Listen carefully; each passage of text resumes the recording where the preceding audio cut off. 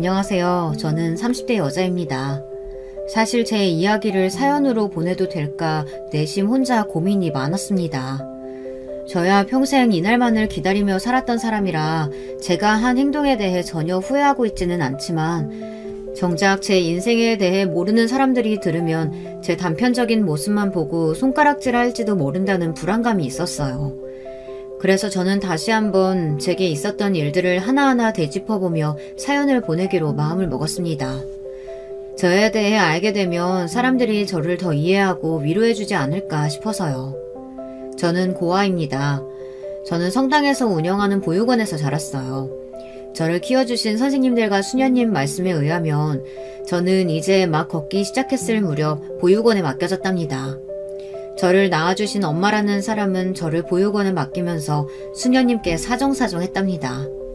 지금은 급한 사정이 생겨서 할 수 없이 보육원에 맡기지만 금방 직장을 구하는 대로 곧바로 다시 찾으러 오겠다고요. 아기 엄마라고 하기엔 좀 앳된 얼굴이라 수녀님은 펑펑 울며 보육원을 나가는 아이 엄마의 뒷모습이 어느 때보다 슬퍼 보였대요.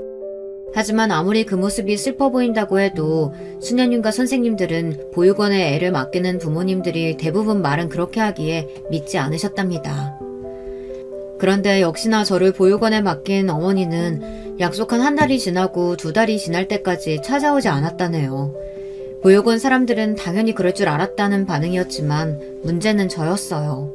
제가 보육원에 들어와서 3개월을 잠도 안 자고 매일 밤 울기만 했대요. 보육원에 온 별의별 아이들을 다 겪어봤지만 저처럼 안 자는 애는 다들 처음 보셨대요. 수녀님들이 보시기에는 저를 낳아준 어머니가 저를 매일 밤 안아서만 재웠는지 제가 손이 탄 것 같았답니다. 업거나 안아주지 않으면 눈물도 잘 그치질 않고 잠도 자지를 않았대요. 그래서 저는 보육원에 계시던 선생님이나 수녀님들 품에 안겨보지 못한 분이 없을 정도였어요. 그 정도로 안 자고 매일 밤 울기만 했대요. 덕분에 저는 수녀님들 사이에서 울보라고 불렸어요. 어릴 때뿐만이 아니라 커서도 저는 그렇게 자주 울었습니다. 혼자 자기 싫어서 우는 건 물론이고 아침 식사가 시리얼이 아닐 때도 울고 학교에 갔다 왔는데도 아직 밤이 아니라서 울기도 했답니다.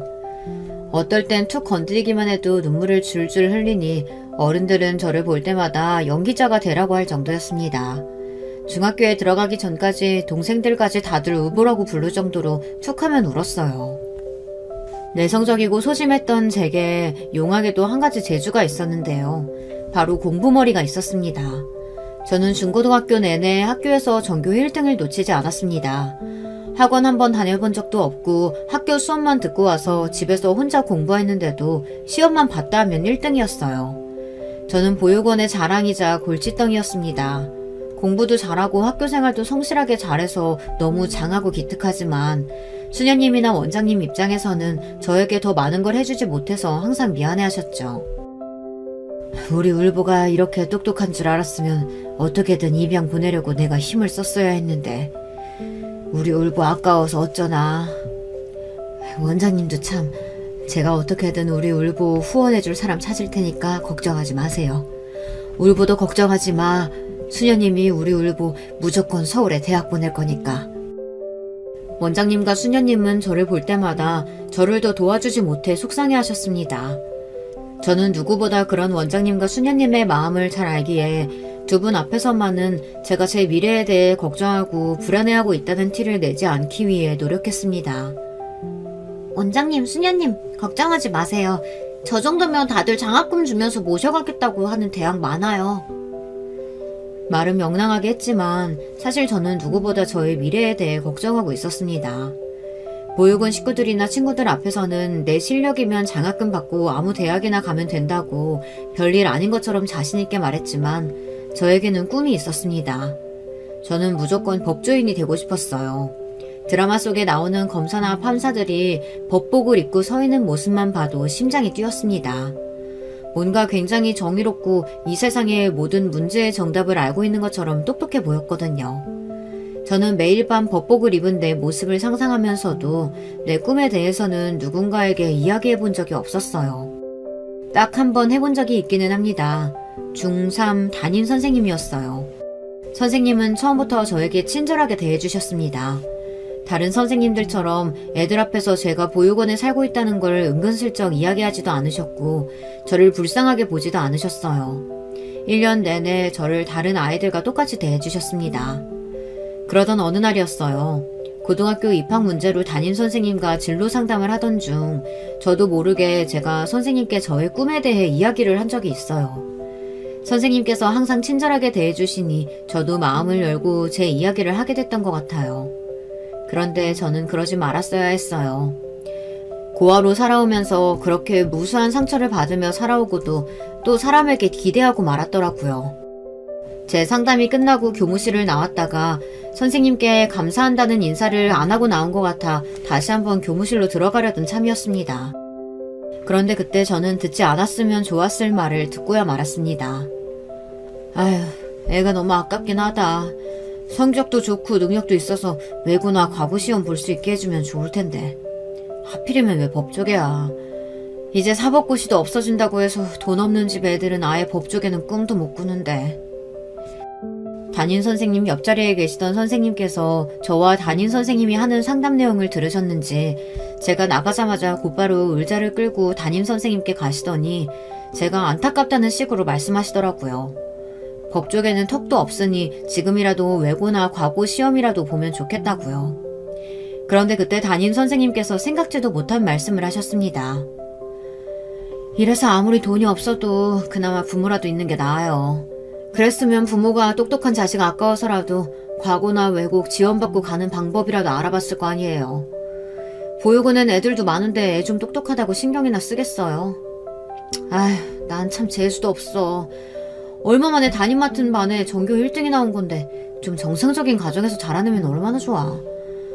나도 바빠 죽겠는데 부모 없는 애 뒤치다꺼리 하려니까 아주 등골이 휘어요.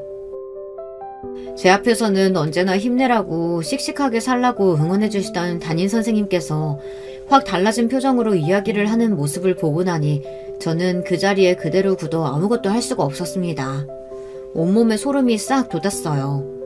담임 선생님께 뭔가 대단한 기대를 한 건 아니었지만 저에게 좋은 기억을 심어줬던 어른이 겉과 속이 전혀 다른 모습을 직접 목격하고 나니 그 충격이 말로 다 할 수 없었습니다. 저는 그날부터 많은 것이 달라졌습니다. 저에게 친절한 사람이든 못되게 구는 사람이든 누구도 믿지 않았어요. 더는 상처받고 싶지 않았습니다. 아무리 제 앞에서는 웃으며 저를 대해도 부모에게 버려진 고아라는 무시무시한 편견을 가지고 생각하는 사람들이 많았으니까요. 그런 사람들에게 한 가지 꼭 보여주고 싶은 게 있었어요. 부모든 선생님이든 누구의 도움도 받지 않고 오로지 혼자의 힘으로 꿈을 이뤄낼 수 있다는 걸요. 저는 고등학교에 들어가서는 전보다 더 사력을 다해 공부했어요. 서울에 있는 명문 법대만을 목표로 공부했습니다. 저는 제가 목표하던 대학에 떡하니 붙었어요. 그때 동네 사람들은 모두 다 저만 보면 박수도 치고 입 바른 소리를 하느라 바빴습니다. 부모도 없이 큰애가 어떻게 그렇게 공부를 열심히 했어? 너희 부모가 너 버린 거 땅을 치고 후회하겠다. 아유, 동네 자랑도 이런 자랑거리가 없다. 다들 뭐하고 있어? 현수막 크게 만들어서 동네 여기저기 다 붙여놔야지. 제가 서울 명문법대에 붙었다는 소식에 동네가 다 떠들썩했습니다. 이러다 정말 이 동네에서 법조인이 나오는 거 아니냐고 다들 설레발이었죠. 저는 그런 소리는 하나도 귀에 들어오지 않았어요. 단지 앞으로 제가 서울에 올라가서 합격한 학교에 다닐 수 있기는 한 건지 그게 궁금할 따름이었습니다. 사실 보육원에서 자란 애들은 고등학교를 졸업하면 보육원을 나가야 해요. 지원금을 받기는 하지만 금액이 적어서 서울에 올라갈 방 하나 구할 돈도 되지 않았습니다. 그래도 다행이었던 건 수녀님과 원장님이 발이 땀나게 알아보러 다니신 덕분에 제가 지자체의 도움으로 서울의 대학을 진학할 수 있었다는 겁니다. 학비 일부와 정착 지원금을 조금 더 받아 월세 보증금 정도는 받을 수 있었어요. 저는 저의 유일한 가족인 보육원 식구들의 열렬한 응원을 받으며 서울에 입성했습니다. 저는 꿈만 같았어요. 이 순간을 기대하고 꿈꾸기는 했지만 제가 정말로 서울에 있는 법대에 입학하게 될 줄은 생각도 못했습니다. 그 순간에야 알았어요. 저 같은 사람도 아주 간절히 바라고 노력하다 보면 아주 작은 행운 정도는 만들어주시는구나 싶더라고요. 거기다가 그래도 아직 하늘이 저를 완전히 버리지는 않으셨는지 사법고시가 없어진다 말이 많더니만 제가 대학을 졸업하고 나서도 사법고시는 3번이나 더 볼 수 있었어요. 저는 3번 남은 사법고시에 제 인생을 다 걸었습니다. 제 형편의 로스쿨은 쳐다도 볼 수 없으니까요. 그런데 이제는 정말 제 인생이 술술 풀리는 걸까요? 저는 사법고시를 도전하자마자 단번에 붙었습니다. 제가 정말 법조인이 됐어요. 저는 꽤 훌륭한 성적으로 사법고시를 패스해 검사로 발령을 받았습니다. 그때가 제 인생에 가장 행복했던 순간이에요. 아무것도 가진 거 없이 덜렁 이 세상에 떨어진 제가 스스로 만들어낸 제 인생이 그 어느 것보다 반짝이고 대단하게 느껴졌거든요. 그런데 저는 아무것도 모르는 애송이였습니다. 나의 시작이 무엇인진 모르더라도 살면서 차근차근 스스로 하나하나 만들어가면 되는 거라고 여겼는데 알고 보니 제 인생에서 제가 아는 건 아무것도 없더군요. 저 혼자 제가 만들어 놓은 허울에 취해 현실을 전혀 모르고 있었어요. 세상은 부모 없는 고아들에게 너무도 잔인했습니다. 검사가 되고 나서 주변에서 소개팅이니 선인이 많이도 들어왔어요. 거기다가 도대체 다들 제 번호는 어떻게 알아내는 건지 흔히 말하는 뚜쟁이들에게도 개인 번호로 전화가 왔습니다. 요즘은 재발가에서도 며느리로 전문직을 많이 원하시더라고요. 검사님께서도 생각 있으시면 제가 좋은 자리 찾아서 연락드릴 테니까 연락 한번 주세요. 처음엔 당연히 나랑은 먼 나라 이야기겠거니 하고 신경도 안 썼는데 시간이 갈수록 저도 남들처럼 연애나 결혼에 관심이 생겼어요. 평생 가족이라고는 보육원 사람들밖에 없었으니 저도 안정적이고 화목한 가정이 생겼으면 하는 마음은 항상 있었습니다. 사실 대학 때까지도 공부만 하느라 제대로 된 연애 한번 해본 적이 없으니 남자를 만나도 뭘 어떻게 해야 할지 몰랐죠. 저는 이대로 있다가는 평생 노처녀로 늙어 죽을 것 같아 주변에서 들어오는 소개팅이나 손자리도 튕기지 않고 다 그냥 나갔어요. 사실 제가 자존감이 낮은 편이라 새로운 사람을 만나는 게 항상 겁이 나고 위축이 됐지만 더는 이렇게 바보처럼 살 수만은 없다고 생각이 들었습니다. 죄를 지은 것도 아닌데 조금 더 자신감을 가지고 당당하게 살고 싶었어요. 그런데 역시나 생각처럼 쉽지만은 않았습니다.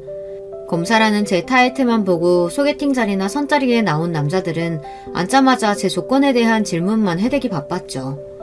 부모님은 뭘 하시냐, 검사면 바빠서 연애할 시간이 있냐, 애라도 생기면 부모님께서 키워주신다고 하냐 등등 연애와는 상관도 없는 질문만 하기 바빴어요. 저는 소개팅이나 선자리에 나갈 때마다 기분이 좋지 않았습니다. 제가 생각한 연애나 결혼은 이런 게 아닌데 제 나이가 벌써 이런 현실적인 고민만 주고받을 나이가 됐나 싶더라고요. 한 번은 이런 적도 있었어요. 선자리였는데 남자가 앉자마자 제게 결혼 준비는 얼마나 됐냐고 묻더라고요. 저는 이게 무슨 소리인가 싶어서 구체적으로 무슨 소리냐고 물었습니다. 그러자 남자는 제 말이 답답했는지 한숨을 쉬더군요. 저는 신부랑 둘이 합쳐서 강남 최소 30평 이상 아파트 구할 정도 아니면 아예 결혼할 생각 없어서요. 그 조건이 맞으면 커피 아니고 바로 식사하러 가시죠.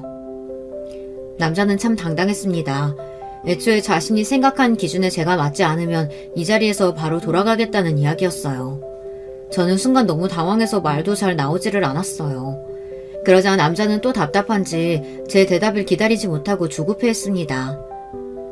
대학 졸업하자마자 사법고시 패스해서 검사도 빨리 되신 걸로 아는데 부모님께서 법원 근처에 아파트 정도는 해주시지 않았어요? 저는 순간 참지 못하고 웃음이 피식 새어나왔습니다. 다 큰 성인끼리 만나서 너무도 당연하게 부모님 이야기를 꺼내는 게 어쩐지 웃겨서요. 저는 이 남자와는 더 이야기할 것도 없을 것 같아 있는 그대로 말했습니다. 저는 부모님이 안 계세요. 어릴 때 보육원에서 자랐어요. 남자는 분명 제 말에 놀란 듯 보였지만 애써 표정을 가다듬더군요. 그러더니 하는 소리가 더 가관이었어요. 그럼 일찍부터 혼자 벌어서 혼자 모았으니 돈은 많이 모았겠네요. 혹시 지금 사시는 집이 자가예요? 저는 순간 이 남자가 소개팅이 아니라 부동산에서 나온 남자인가 싶었습니다. 왜 이렇게 집에 관심이 많은가 해서요. 저는 해탈한 사람처럼 그냥 소리내어 웃었습니다. 아니요, 저 월세 살아요. 사실 검사 월급이 생각보다 많지도 않고 아직 학자금 대출도 갚고 있는 상태거든요. 제 말이 끝나기 무섭게 남자는 자리에서 벌떡 일어나 한숨을 팍 내쉬고는 가버렸습니다. 그때 알았어요. 어쩌면 저는 어떤 조건으로도 맞는 남자를 만나 결혼할 수 없을지도 모르겠다고요. 그 이후에는 소개팅이니 선이니 이런 건 아예 안 봤습니다. 요즘 사람들이 흔히 하는 말로 자연스럽게 남자를 만나보자 싶었거든요. 그런데 그것도 마음처럼 쉽지 않더군요. 매일 만나는 남자들이라고 해봐야 법원 사람들이랑 온통 가해자들과 피해자들 뿐이니 자연스럽게 만날 남자는 제 주변에 없었습니다. 그러던 중 우연한 기회에 지금의 남자친구를 만나게 됐습니다. 재판이 있어서 법원에 가는 길이었어요. 그런데 법원 앞에 딱 봐도 비싸 보이는 외제차가 멈춰섰습니다. 차를 잘 모르는 저도 시선이 갈 정도로 차가 좋아 보였어요. 그런데 그때 사람들이 그 차 주변으로 몰려들더라고요. 저는 유명인인가 생각만 하고 법정으로 올려가려던 참이었습니다. 그런데 뒤에서 소란스러운 소리가 들리더군요. 뒤를 돌아보자 차에서 내린 남자가 사람들에게 달걀 세례를 맞고 있었어요. 저는 무슨 일인가 싶어 달걀을 맞고 있는 남자를 유심히 봤어요. 그런데 제가 아는 사람이더군요. 남자는 유명 로펌의 변호사였어요. 그 남자는 방송에 나올 정도로 주목받았던 사건 변호사였습니다. 사실 그 남자 변호사는 항상 사람들에게 질타받는 정치인이나 기업인들의 변호를 맡기로 유명한 변호사였어요. 남자에게 달걀을 던진 사람들도 그 남자 변호사가 맡은 기업 사건의 피해자들이었죠. 변호사면 뭘 하냐? 사람 죽이고 양심 파는 기업 변호사 나왔는데 너 같은 건 죽어서 천벌을 받아야 돼! 얼마나 억울하면 저렇게 하나 싶다가도 변호사에게 달걀까지 던지며 욕설을 퍼부어대는 사람들을 보니 마음에 쓰였습니다. 그때였어요. 고함 소리에 몰려든 시위대가 순식간에 변호사를 에워쌌습니다. 변호사는 시위대들 사이에 껴서 나오지도 못하고 몰매를 맞고 있었어요. 저는 이대로 지나칠 수 없어서 사람들 틈을 파고들었습니다. 여러분, 이러시면 안 돼요. 여기서 이 변호사가 다치면 여러분들에게 사건이 더 불리하게 돌아갈 수 있습니다. 그만하시고 변호사님 보내주세요. 아가씨야말로 돈만 뺏기는 이런 인간 편들어주면 안 돼. 이 인간은 달걀 맞아도 싸다고. 시위하시는 분들의 억울한 마음을 모르는 건 아니지만 그렇다고 변호사에게 행패를 부리는 건 전혀 좋은 방법 같아 보이지 않았습니다. 이러다가 일이 더 커질 것 같아 저는 두 손을 번쩍 들어올렸어요. 저 서울지검 검사입니다. 여러분들 자꾸 여기서 이러시면 이 자리에서 바로 연행되실 수 있습니다. 그만들 하세요. 저처럼 소심한 사람이 어디서 그런 용기가 났는지 저도 모르게 목소리를 높이며 시위대 사람들 틈을 파고들어 변호사를 구출했습니다. 저는 남자를 부축하고 법원 안까지 들어왔어요. 남자는 저에게 고마워했습니다. 저는 애써 괜찮다고 웃어 보이고 가방에 있던 휴지와 물티슈를 다 꺼내줬어요. 바로 재판 들어가셔야 할 텐데 옷을 다 버려서 어떡해요? 이거로라도 좀 닦으세요. 그 순간 말도 안 되는 일이 벌어졌어요. 글쎄 그 남자 변호사가 그 순간 저에게 첫눈에 반했답니다. 남자 변호사는 얼굴이 빨개져서는 그 자리에서 저에게 꼭 나중에 밥을 사겠다고 명함을 받아갔습니다. 저는 그 변호사가 누군지 어떤 사람인지 평소에 알고 있었기 때문에 절대 이성으로서의 감정으로 도와준 게 아니었어요. 그 변호사가 근무하는 로펌이 힘들게 사는 서민들을 상대로 나쁜 짓을 하는 기업들 변호도 도맡아 하고 있거든요. 시위대 아저씨들이 말한 대로 돈만 밝히는 재수없는 변호사와 얽히고 싶지 않았습니다. 그런데 남자는 생각보다 저에게 진심이었어요. 대형 로펌 변호사라 일이 많아서 바쁠 텐데도 틈만 나면 저에게 연락을 해왔습니다. 저는 불편해서 연락을 피했습니다. 제 편견일지는 모르겠지만 어쩌지 남자의 의도가 곱게 보이지는 않았습니다. 그런데 얼마 뒤 생각지도 못한 일이 벌어졌어요. 제가 연락을 피하고 메시지에 답을 하지 않자 남자는 제가 일하는 직원까지 저를 만나러 왔어요. 저에게 꼭 밥을 사고 싶으니 저녁을 같이 먹자고요. 제가 괜찮다고 밥을 살 필요 없다고 했는데도 남자는 쉽게 물러나지 않았습니다. 아무리 바빠도 식사는 하셔야죠. 딱 1시간만 저한테 주세요. 그 이상은 귀찮게 안 할게요. 저는 못 이기는 척 남자를 따라 나서서 함께 식사를 했습니다. 사실 저는 내색하지 않았지만 남자에게 궁금한 게 많았어요. 절대 이성적인 감정은 아니었고 대형 로펌에서 일하는 변호사에 대한 질문이었습니다. 검사로 일하면서도 내가 하는 일이 윤리적으로 옳은가, 증거에만 매달려 억울한 사람을 기소하는 건 아닌가 매일 고민하고 힘들 때가 많았습니다. 그런데 변호사는 뭐가 옳고 그른지 판단할 필요 없이 자신의 의뢰인에게만 한쪽으로 치우쳐져 변호하다 보면 윤리적으로 힘들 때가 없는지 양심에 찔리지는 않는지 궁금했습니다. 그런데 제 질문에 남자 변호사는 뭐가 그렇게 웃긴지 실실 웃었습니다. 법조계 생활 10년 동안 별의별 법조인을 다 만났지만 검사님 같은 순수한 사람은 아주 오랜만에 만나네요. 직장 생활하면서 내 윤리적인 마음이나 양심이 다 무슨 소용이에요. 내 의뢰인이 이기는 게 제일 중요하죠. 남자는 뼛속까지 완벽한 변호사였습니다. 저도 검사 생활을 하는 동안 언제나 옳은 길만 가고 부당한 일이 아니라고 당당하게 제 의견을 말할 수 있을 정도로 양심적인 사람은 아니에요. 아무리 일이고 직장 생활이어도 인간이라면 최소한의 양심은 있어야죠. 저와 남자 변호사는 종종 만나 일 이야기도 하고 점심도 같이 먹었습니다. 처음엔 뭐 저런 사람이 있나 싶은 마음으로 만났어요. 저하고는 모든 면에서 반대더라고요. 사람이 되게 자존감이 높고 매사에 자신감이 넘쳤어요. 자기 감정에 솔직하고 이상하리만큼 해맑았습니다. 특히나 남자의 부모님 이야기가 인상 깊었어요. 남자는 아주 어릴 때 부모님과 둘이 미국에 들어가 살았답니다. 아버지께서는 대대로 이어온 사업체를 운영하고 계셔서 한국에 계셔야 했는데 어머님께서 남자의 교육 문제로 미국에 가고 싶다고 해서 둘만 떠나게 됐답니다. 어머님께서 굉장히 깨어있는 분이셨네요. 아무리 자식 교육 문제 때문이라고 해도 혼자 그 어린 아들을 데리고 타지에 사신 걸 보면. 사실 진실은 그렇게 멋지지만도 않아요.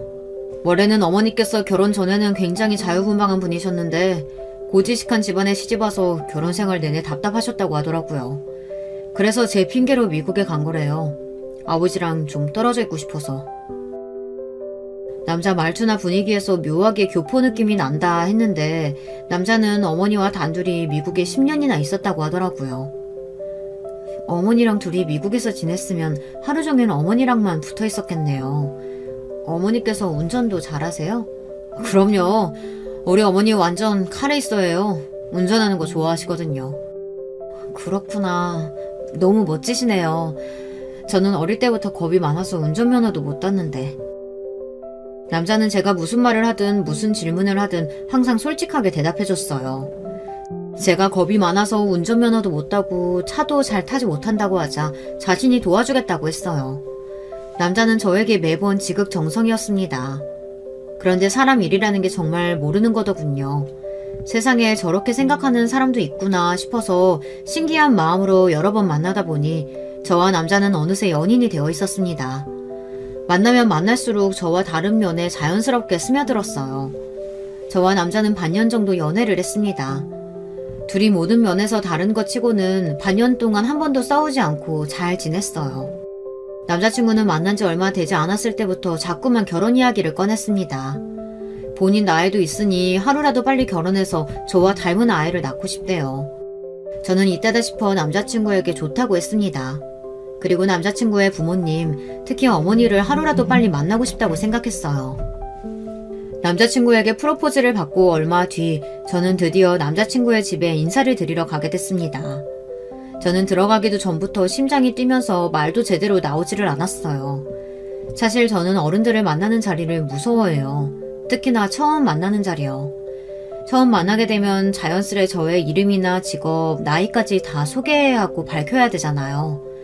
거기다가 더 나가게 되면 부모님과 함께 사냐, 부모님은 뭐 하시냐까지 나가야 되니 저에게는 쉬운 일이 아니었습니다. 그런 제가 결혼을 하겠다고 남자친구의 부모님을 만나러 갔으니 긴장하지 않을 수가 없었죠. 그런데 남자친구 부모님을 뵙는 일은 제가 생각한 것보다 훨씬 더 어려운 일이었어요. 남자친구의 부모님은 첫 만남부터 예사롭지 않았습니다.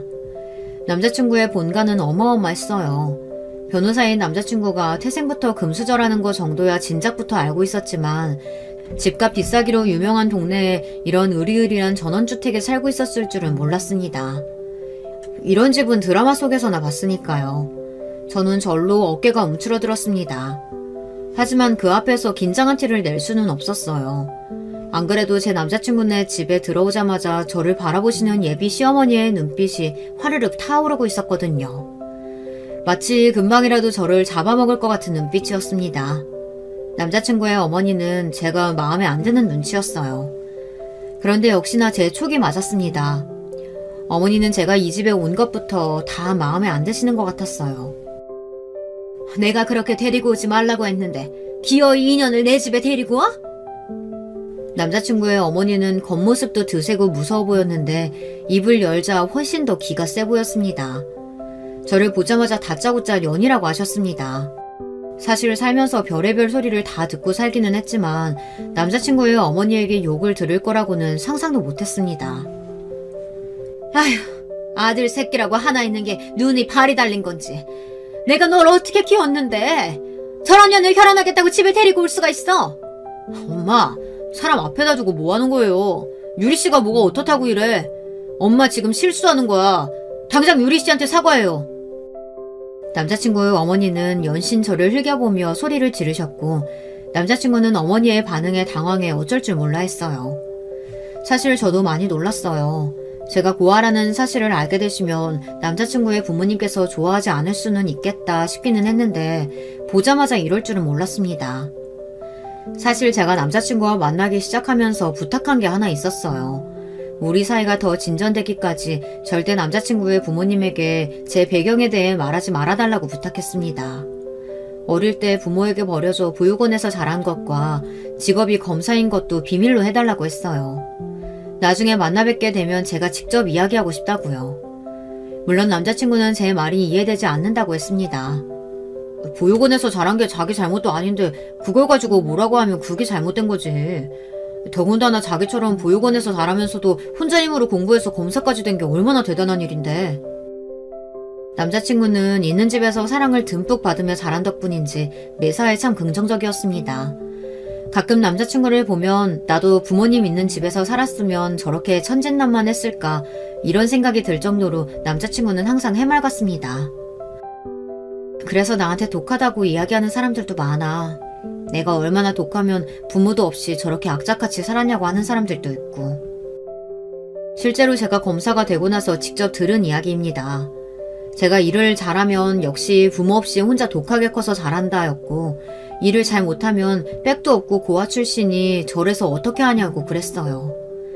그러다 보니 검사가 되고 나서는 제가 고아라는 사실을 제 입으로 직접 말할 수 없었습니다. 말해봐야 저한테 좋을 게 하나도 없었으니까요. 그러다 보니 자연스레 남자친구에게도 부모님께 말씀드리지 말라고 했습니다. 제가 남자친구의 부모님을 뵙기 전에 부모님께서 저에 대한 선입견을 가지고 마음대로 판단하지 않았으면 해서요. 제가 지금이야 다 자라서 어엿한 사회인으로 잘 살고 있는 것처럼 보이지만 사실 그렇지 않아요. 어릴 때 보육원에서 자라면서 받은 상처가 많다 보니 처음 보는 사람에게 부모님이 안 계신다는 이야기를 하는 게 아직도 쉽지 않습니다. 그리고 보통의 어른들이라면 당신의 귀한 아들이 고아 만나고 있다는 걸 달가워하실 리 없잖아요. 저를 보기도 전부터 만나지 말라고 하시거나 결혼은 절대 안 된다고 할까봐 두려웠어요. 저는 남자친구와 사이가 진지해지기 전부터 미리부터 제가 살아온 배경 때문에 괜한 소리를 듣고 싶지 않았습니다. 남자친구는 분명 인사를 오기 전까지 부모님께 제 이야기를 전혀 하지 않았다고 했어요. 그런데도 남자친구의 어머님은 이미 저에 대해 알고 계신 것 같았습니다. 내가 사과를 하기는 왜 해? 사과는 주제도 모르는 처년이 나한테 해야지.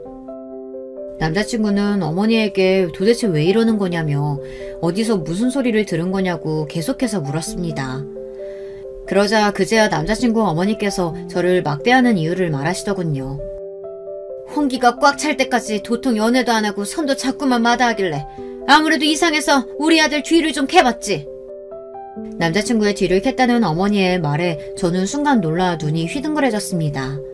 그건 전혀 예상하지 못했던 일이니까요. 남자친구도 어머니의 말에 놀랐는지 도대체 무슨 뒤를 캤다는 거냐고 따져 물었습니다. 그러자 어머니께서 하는 말이 정말 쇼킹했어요. 네가 나 모르게 여자 만나고 다니는 줄 내가 모를 줄 알아? 돈 주고 사람 하나 붙이면 네가 누구랑 뭘 하고 다니는지 나야 금방 알지. 엄마, 지금 나한테 사람 붙이고 미행했다는 이야기야? 엄마 아들 변호사야. 아무리 생각이 없어도 어떻게 변호사 아들한테 사람을 붙여? 변호사는 아들 아니야? 내 아들이 뻔히 말도 안 되는 짓거리 하고 다니는데 엄마로서 어떻게 가만히 있니? 남자친구는 답답하다는 듯 머리를 쥐어짰습니다. 거기다가 저를 보고 미안해 어쩔 줄 몰라 했어요. 그러면 뭐래요. 어머니는 전혀 저나 남자친구에게 미안한 마음이 조금도 없었는데요. 웬 여자랑 붙어 다니길래 어떤 여자인지 기대했더니만 어쩜 부모도 없는 고아 출신에 다 쓰러져가는 월세방에나 사는 여자를 만나고 다닐 수가 있어? 아들, 엄마가 얼마나 신망한 줄 알아? 그래도 똑똑한 놈이니 저러다 말겠거니 했더니만 어떻게 결혼까지 하겠다고 저런 년을 집에 데려와? 말 그대로 남자친구 뒤에 사람을 붙여 저에 대해 알아보셨나봐요. 제가 고아라는 것도 제가 월세에 사는 것도 벌써 알고 계셨어요. 엄마, 남들보다 배울 만큼 배웠다는 사람이 무식하게 년이 뭐야 년이. 그리고 천박하게 어떻게 사람 뒤를 캐고 다닐 수가 있어. 남자친구는 어머니의 행동이 기가 막히다는 듯 기를 차했어요. 그러면서 제게 다가와 어머니를 대신해 미안하다고 사과를 하겠다고 했습니다. 그 순간 남자친구 어머니는 가만히 있지 않으셨습니다. 저를 노려보며 노발다발했어요. 얼씨구, 저게 아주 여자한테 미쳤네 미쳤어. 저런 년 뭐가 볼 게 있다고 싸고 돌아 싸고 돌기는. 너 정말 내 아들 맞아? 제발 정신 차려. 저런 별 볼 일 없는 게 뭐가 좋다고 이래. 엄마, 이제 정말 그만해. 유리씨 얼마나 귀하고 훌륭한 사람인데 그래. 엄마 자꾸 이러면 나 이 집에서 나갈 거야. 남자친구는 끝까지 제 편을 들었습니다. 그 모습에 남자친구의 어머니는 혈압이 오르는지 뒷덜미를 잡았어요. 귀하고 훌륭? 웃기고 자빠졌네. 그거야 부모 있는 애들한테 하는 말이지. 야, 부모도 없는 고아 주제에 네가 감히 내 변호사 아들을 넘봐? 너도 우리 집 와보니까 네 주제를 알겠지? 내 아들이랑 너랑은 수준 자체가 다르다는 거. 남자친구에게 하다하다 안 되니 저에게 화살이 돌아왔습니다. 그리고 그 순간 믿기지 않는 일이 벌어졌어요. 드라마 속 재벌들은 아들의 여자를 떼어내기 위해 돈봉투를 던지고 물도 엎어버린다는 거야 많이 봐서 알고 있었지만 이런 일이 현실에서도 일어날 줄은 생각도 못했어요. 남자친구의 어머니는 다짜고짜 제 뺨을 세게 날렸습니다. 생각지도 못한 일에 저도 어안이 벙벙해져서 그대로 자리에 우뚝 멈춰서고 말았습니다. 엄마! 지금 뭐 하는 거야? 미쳤어? 유리씨 괜찮아요? 놀란 남자친구도 저에게 달려와 어머니를 쏘아봤습니다.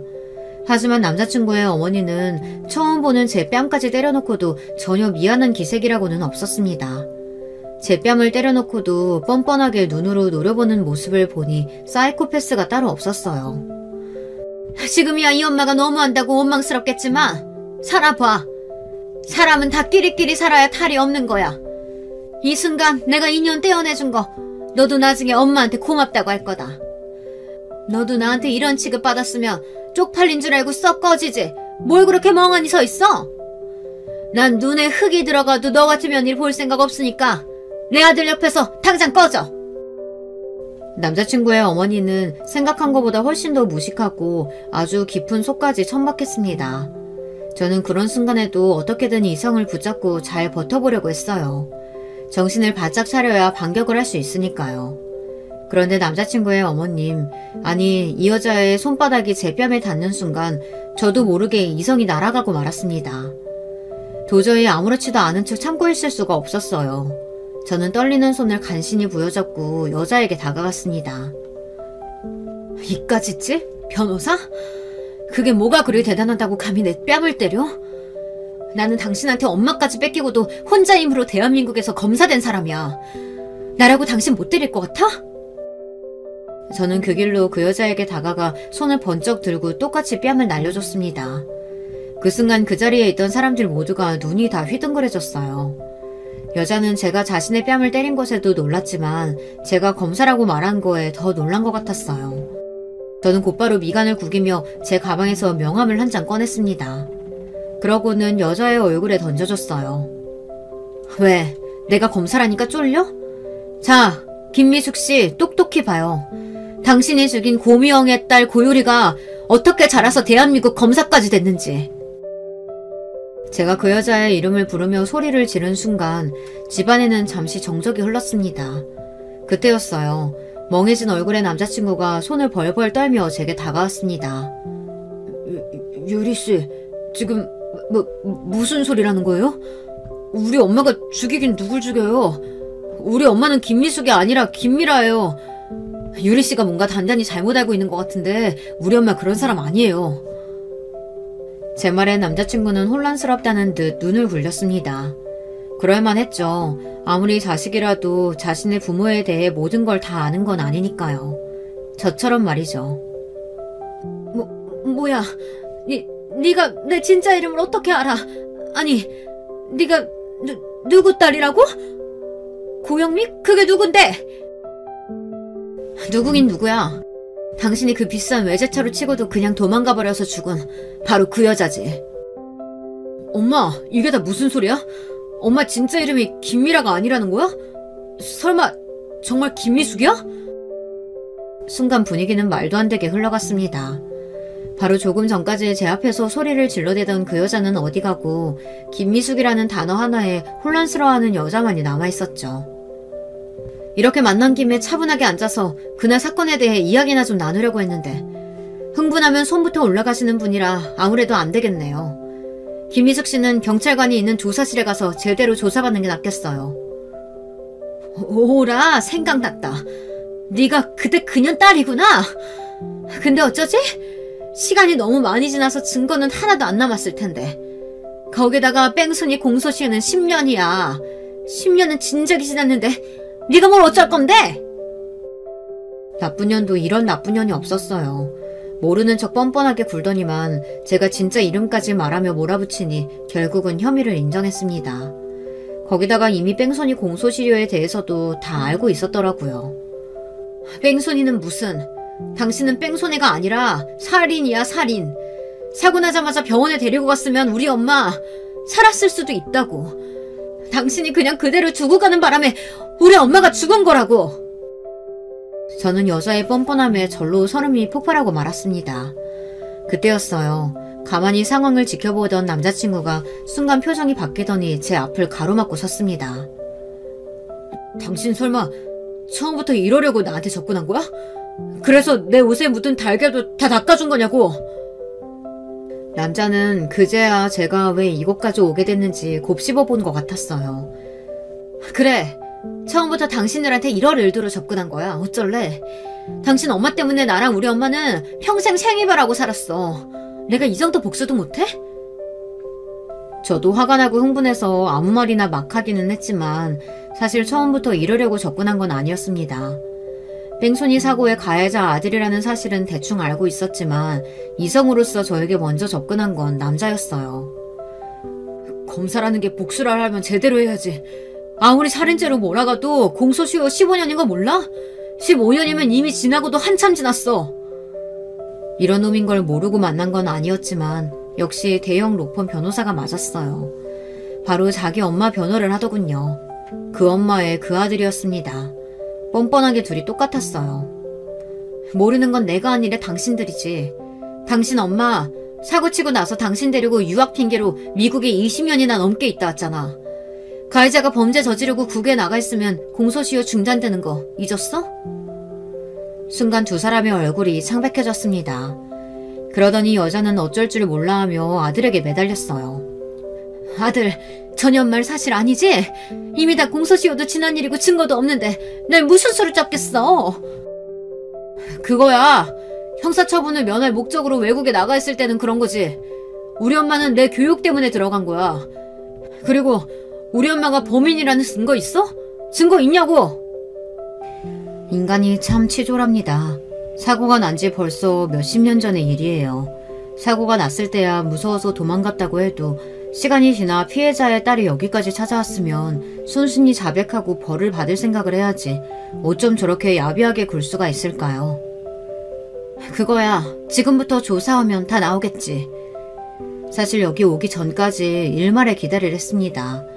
제가 그때 그 사건의 피해자 딸이라고 하면 눈물을 흘리면서 죄를 인정하고 조금이나마 뉘우쳤길 바랬어요. 그런데 이 여자는 전혀 갱생의 의지가 없었습니다. 저는 한숨을 크게 내쉬고 곧바로 핸드폰을 꺼내 전화를 걸었습니다. 아저씨, 저 유리예요. 지금 김미숙 씨 체포했습니다. 이쪽으로 와주실 수 있어요? 잠시 뒤 저와 어릴 때부터 깊은 인연이 있는 경찰 아저씨께서 동료 형사들을 데리고 어머니의 뺑소니 살해 은폐, 가해자 김미숙을 잡으러 왔어요. 이게 다 무슨 소리냐고요? 다들 믿으실지 모르겠지만 사실 저는 김미숙 이 여자를 찾기 위해 남자친구에게 의도적으로 접근했습니다. 제가 수많은 직업 중 검사가 된 이유도 이 여자를 찾아내기 위해서였어요. 이유는 이랬습니다. 제가 초등학교에 다니던 시절 학교가 끝나고 보육원으로 돌아왔는데 원장님께서 저를 부르셨어요. 원장님께서는 저에게 놀라지 말라고 하시며 사진 한 장을 보여주셨습니다. 사진에는 앳된 젊은 여자가 어린 아기를 안고 있었어요. 젊은 여자는 밝게 웃고 있었습니다. 조금 전 경찰 한 분이 찾아왔는데 몇 년 전 우리 보육원 근처에서 뺑소니 사고로 사망한 여자가 있었는데 그 여자분 신원이 계속 안 밝혀지다가 최근에야 가족이 찾아와서 신원을 찾았다네. 근데 그 여자분이 글쎄 유리 너를 낳아주신 분이란다. 그날의 충격은 지금까지도 생생해요. 저를 낳아주신 어머니의 신원을 밝힌 가족들의 말에 따르면 어머니는 갓 20살이 되자마자 사고를 쳐서 저를 가지셨답니다. 가족들 모두 저를 낳는 걸 반대했지만 어머니는 혼자라도 저를 낳고 키우겠다고 집을 나가버렸대요.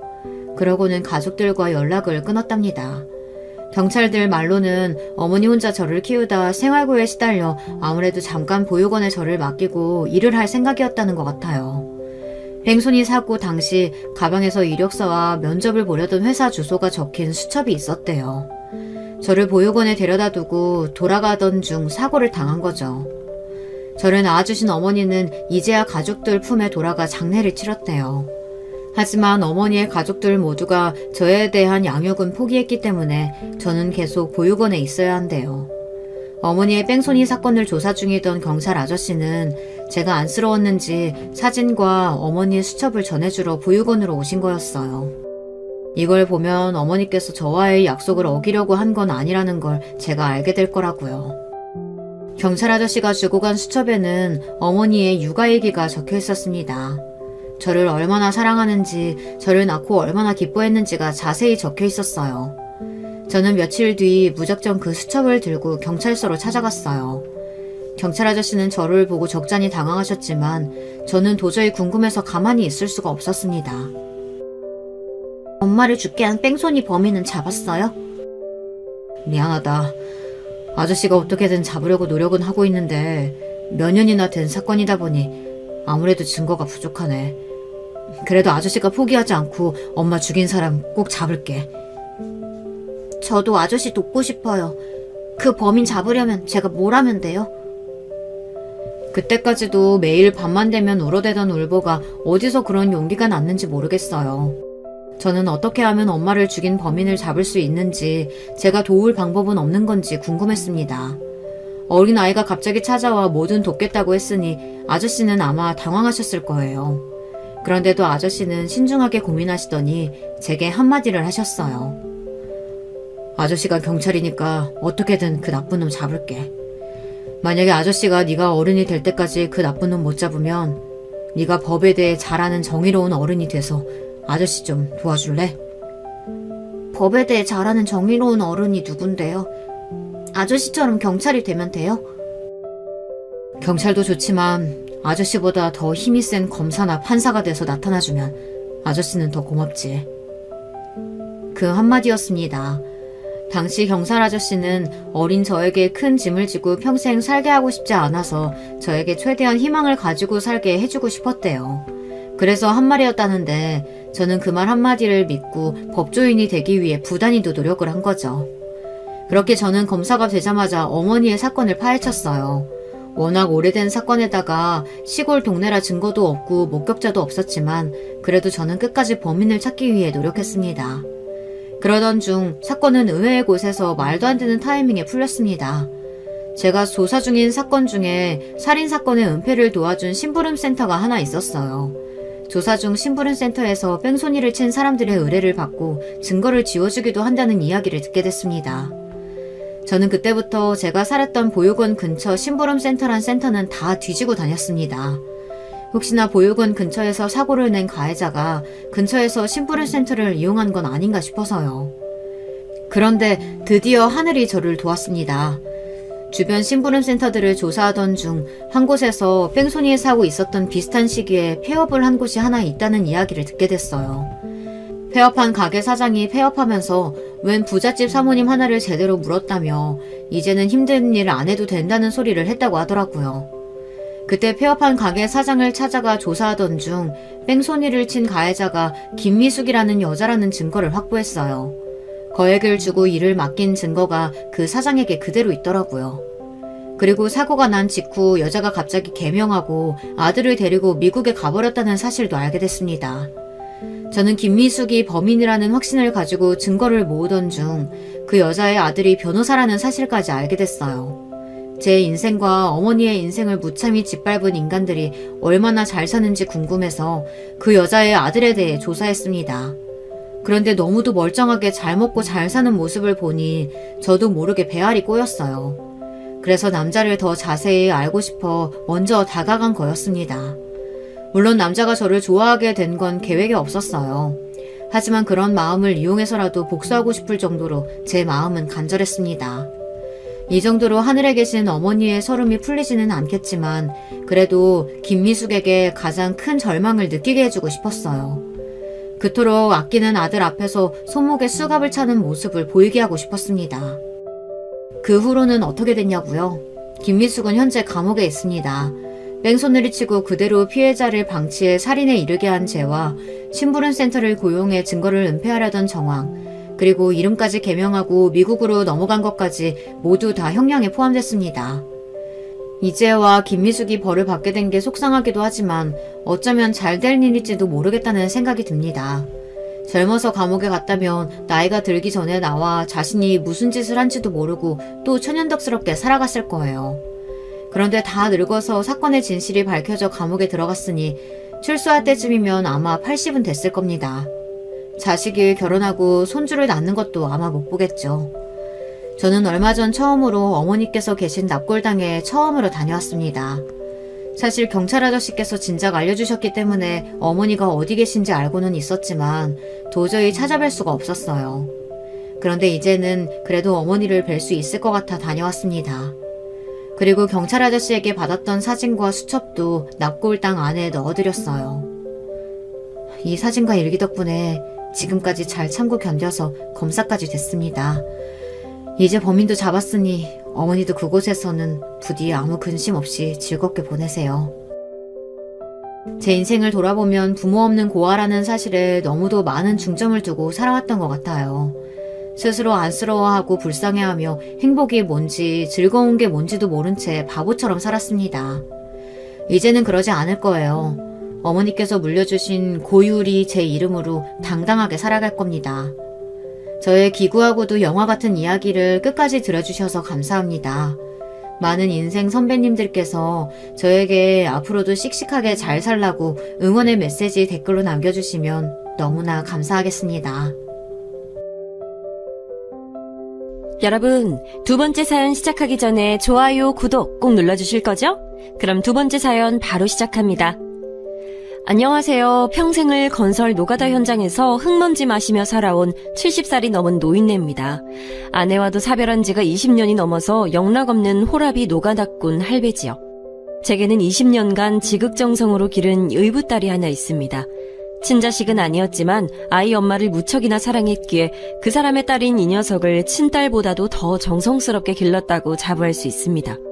그런 딸아이가 이 애비의 진심도 모르고 가슴에 비수를 꽂은 일이 있어서 오늘은 그 하소연을 좀 해보려고 이렇게 펜을 들었습니다. 저는 찢어지게 가난한 어린 시절을 보냈습니다. 아버지는 전쟁통에 돌아가셨는데 그때는 제가 갓난쟁이였을 때라 평생 아버지의 얼굴조차 본 적 없이 살았습니다. 몸이 약했던 어머니는 여기저기 친척집을 떠돌며 얹혀 살면서 어렵게 저와 누나를 기르셨죠. 저와 누나는 국민학교에 들어갔을 적부터 품팔이를 하며 스스로의 생계를 알아서 책임져야 했습니다. 저는 그때부터 구두 닦기부터 해서 남의 집 소장농은 물론 시장 배달일에다가 심지어는 똥구루마 짊어지는 일까지 말 그대로 안 해본 일이 없습니다. 그러다가 12살쯤 되었을 때였을까요?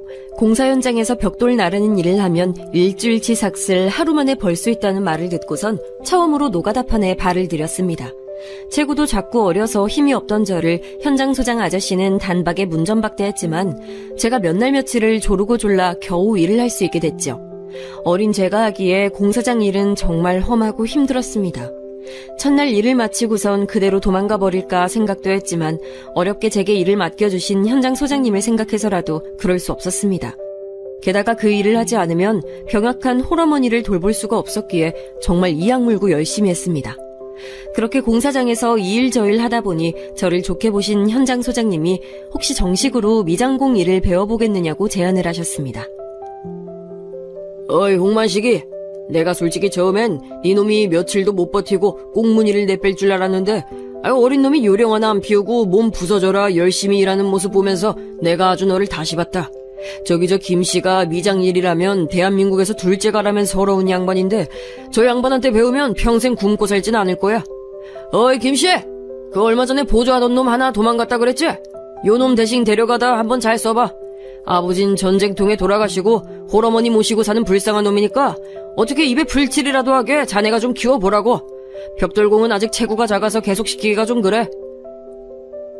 아따 성님, 요 쬐끈한 놈이 이 공사판의 꽃, 공사판의 하이라이트, 건축 작업의 활용 점정, 허벌나게 섬세한 요 미장쟁이 일을 거시게 할 수 있겠소. 아이 나도 부모 없이 자라불어서 사정 딱한 건 그냥 못 본 척 넘어가긴 좀 거시게 한디. 아야, 너 정말 안 토끼고 일 배워볼 수 있겠냐? 네 아저씨, 저 뭐든 가르쳐만 주세요. 밥 벌어 먹을 수 있는 일이면 뭐든지 다 할 수 있어요. 인자부터는 아저씨가 아니고 사부님이라고 불러보러라. 나간 이놈을 대한민국 1등 미장쟁이로 만들어줄란께. 그렇게 저는 스승인 김씨 아저씨 밑에서 미장공 일을 열심히 배웠습니다. 중학교에까지 진학할 사정이 여의치 않았기에 저는 국민학교를 졸업하자마자 본격적으로 김씨 아저씨를 보조하면서 차근차근 기술을 습득해 나갔습니다. 그렇게 10년 가까이 공사 현장에서 미장일을 배우고 나니 저도 꽤 숙련된 전문가가 되어 있었습니다. 아야 만식아, 나가 이제 니놈한텐 더 가르쳐줄 것이 없는 것 같은께 인자부터는 얻는 군대 갔다 와서 독립을 해보러라. 그 정도 기술력이면 어디 가서 굶어 죽진 않을 텐께. 저는 그렇게 스승님이었던 김씨 아저씨께 큰 절을 올리고 그 곁을 떠났습니다. 때마침 영장이 나와서 군대를 다녀오게 됐고 제대할 때쯤 되니까 공교롭게도 국가에서 발급하는 미장기능사라는 자격증 시험이 생겼죠. 이미 10년 넘게 공사판에서 실력을 쌓은 저에겐 식은 죽 먹기인 시험이었기에 어렵지 않게 자격증을 취득하고 그때부터 그것이 평생의 업이 되어 살았습니다. 많은 돈을 버는 직업은 아니었지만 아껴 살면 적어도 제 한 몸과 홀어머니 모시는 데에는 부족함이 없었죠. 그때쯤엔 누나도 이미 시집을 가서 잘 살고 있었기에 이제야 우리 가족이 찢어지는 가난을 벗어나 사람답게 살 수 있다는 생각이 들었죠. 공사판에서 일하다 보면 참 별의별 일이 다 있는데 무엇보다도 항상 안전사고의 위험이 제일 큰 화두입니다. 건축 장비와 기술이 현대화된 요즘에도 그렇게 사고가 많이 나는데 그 시절의 기술력과 안전 불감증을 생각하면 시도 때도 없이 인사사고가 발생을 했던 건 이상한 일이 아니었죠. 한번 이런 일도 있었습니다. 제가 그때 당시 일하던 현장에 하청을 맡긴 도급업체 대표가 불시에 방문을 했는데 보통은 감독관을 보내거나 대신할 사람을 보내는데 대표가 직접 그것도 아무런 언지도 없이 방문을 한 것은 드문 일이라 현장에 있던 저희 모두는 당황한 상태였죠. 하필이면 그날따라 현장의 각종 자재 및 작업 현장이 정리가 안 된 상태였고 언제 사고가 나도 이상한 상황이 아니었습니다. 아니 이보시오, 믿고 일을 맡겼는데 현장이 이렇게 난장판이어도 되는 거요? 작업 현장이 이 모양인데 공사는 또 얼마나 부실하게 했을지. 당신이 현장 소장이요? 네 대표님, 대표님이 갑자기 이렇게 방문하실 줄은 몰랐습니다. 막 어제까지 중요한 작업을 마치고 오늘 조금 쉬엄쉬엄 가는 날이라 좀 정리가 안 된 건데 뭔가 오해를 하신 것 같습니다. 앞으로 항상 현장 정리에 힘쓰겠습니다. 이 양반이 어디서 약을 팔고 앉아있어? 내 이 시간부로 당장 당신네 대표 찾아가서 계약 해지할 테니 그런 줄 아쇼. 그렇게 그 대표님이 현장 소장님을 심하게 나무라고 있던 찰나였습니다. 저기 위험해요! 근처 크레인에 간당간당하게 매달아 놓았던 철물 건축 자재가 막 떨어지려고 하는데 하필 그 밑에 그 대표님과 현장 소장님이 서 있었고 저는 재빨리 몸을 날려 두 사람을 반대편으로 크게 밀쳤습니다. 엄청난 굉음과 함께 크레인에서 떨어진 자재들은 저희가 몸을 날려 널브러진 바닥 바로 옆에 아슬아슬하게 떨어졌죠. 하마터면 거기 있던 모두가 목숨을 잃을 뻔한 엄청나게 위험한 상황이었습니다. 그 대표님은 자칫 목숨을 잃었을 수도 있는 그 상황에 더욱 분개하며 말했습니다. 내가 이럴 줄 알았지! 이딴 식으로 일하는 사람한테 일을 맡기다니, 아유! 내가 당신네들 계약 해지뿐만 아니라 손해배상까지 톡톡하게 청구할 테니 그렇게 하시오! 그렇게 돌아서던 분은 저에게 와서 한마디 건넸습니다. 아무리 그래도 내 목숨 구해준 선생님 이름 석자라도 듣고 싶소. 선생 아니었으면 내 오늘 황천길로 직행할 뻔했습니다. 무사하셔서 다행입니다. 제 이름은 홍만식이라고 합니다. 홍만식 선생님, 기억하겠습니다. 그럼 이만. 그렇게 돌아간 그 대표님과는 그것이 마지막일 줄 알았는데 오랜 세월이 지나 정말 우연찮은 기회로 다시 뵈었습니다. 그 이야기는 좀 뒤에 가서 다시 말씀드리도록 하겠습니다. 아무튼 다음날 다시 현장에 갔을 때는 공사가 당분간 중단이 되었으니 더 이상 그 현장에는 나오지 않아도 된다는 통보를 받았습니다. 나중에 전해 듣기로는 그 도급업체 대표님과 하청업체 간의 법적 분쟁으로까지 일이 번지게 됐다고 했습니다. 그 뒤로 건물이 어떻게 됐는진 모릅니다. 저의 목숨조차 위험했던 현장이었기 때문에 그 뒤로 다시는 그쪽으로 발길을 두지 않았거든요. 이처럼 험한 현장에서 파리 목숨처럼 일하는 데다가 늙은 홀어머니를 모시고 사는 저였기에 장가를 가기란 쉽지 않은 일이었습니다. 40이 훌쩍 넘을 때까지 노총각으로 살았으니 결혼은 거의 포기한 상태였죠. 사실 누나를 통해서 선자리도 몇 군데 들어왔었습니다만 괜한 저의 자격지심에 다들 깊은 관계로까지 이어지진 못했죠. 그렇게 가정을 이루는 것을 포기하고 있을 때쯤 현장에서 같이 일하던 여자 도배사 한 명과 연이 깊어졌습니다. 네, 이 사람이 바로 제 아내입니다. 처음에 알게 됐을 땐 애딸린 과부라고 전해 들었는데 참한 용모와 달리 홀로 딸아이를 먹여 살려야 했기 때문에 성격은 둘도 없는 여장부였죠. 나이도 저보다 10살이나 어리고 여자 도배사는 그때 당시에 정말 흔하지 않았기에 그런 그녀가 현장에서 적응을 해낼 수 있다는 것은 정말 대단한 일이었습니다. 현장의 아재들이 시도 때도 없이 치근덕거리고 농담을 할 때도 눈 하나 깜빡하지 않고 맞받아치거나 싸우는 모습을 보면서 저런 게 아이 혼자 키우는 엄마의 힘이구나 하는 생각이 들었죠. 저 역시 홀어머니 밑에서 자랐기 때문에 그런 그녀의 모습에 큰 호감을 갖게 됐습니다. 그녀 역시 모두가 자기한테 치근덕거릴 때에도 묵묵히 자기 할 일만 열심히 하는 제 모습에 끌렸다고 했습니다. 그렇게 서로에게 호감을 느끼고 가까워지면 질수록 이 사람과 그 딸아이의 앞날을 책임지고 싶다는 생각이 들었습니다. 아내는 처음에는 자신이 애딸린 홀엄마라는 사실에 결혼을 망설였지만 저 역시도 이제 곧 쉰을 바라보는 노총각에 홀어머니를 모시고 사니 어차피 비슷한 신세 아니겠냐며 끈질기게 설득했습니다. 그렇게 아내는 결국 마음의 문을 열었고 결혼을 약속하게 됐습니다. 처음 딸아이를 만나던 순간이 아직도 기억이 납니다. 이제 갓 중학생이 된 사춘기 소녀였죠. 민정아, 인사드려. 새아빠 되실 분이야. 네가 민정이구나. 엄마 통해서 얘기 많이 들었어. 공부도 아주 잘하고 엄마 말씀도 잘 듣는다지? 아저씨는 홍만식이라고 한다. 엄마, 그게 무슨 소리야? 새아빠라니. 누구 맘대로 새아빠야. 나한테 아빠는 우리 아빠밖에 없어. 아저씨 우리 집에서 나가요. 얘, 너 이게 아저씨한테 무례하게 무슨 짓이야? 얼른 사과드리지 못해? 몰라. 엄마 미워.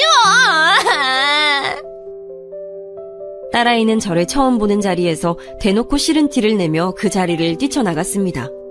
사실 처음부터 저를 두 팔 벌려 환영할 거란 기대는 하지 않았지만 너무나 격하게 저를 거부하는 모습에 사실 상처를 받기도 했습니다. 하지만 저 역시도 그 나이 때 제 어머니가 재혼을 하실 거라 했다면 분명히 똑같은 반응을 했을 거란 생각에 한편으론 그 아이의 행동이 이해가 가기도 했습니다. 미안해요, 만식씨.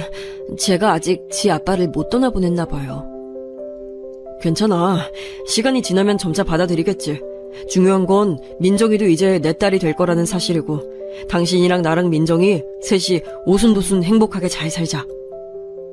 고마워요, 만식씨. 그렇게 저희는 혼인신고만 하고 그날로부터 함께 살기 시작했습니다. 다행히 어머니 눈안에서 모신다고 하여 저도 마음의 짐을 하나 덜고 시작할 수 있었습니다. 가장 큰 숙제는 딸아이의 마음을 여는 것이었죠.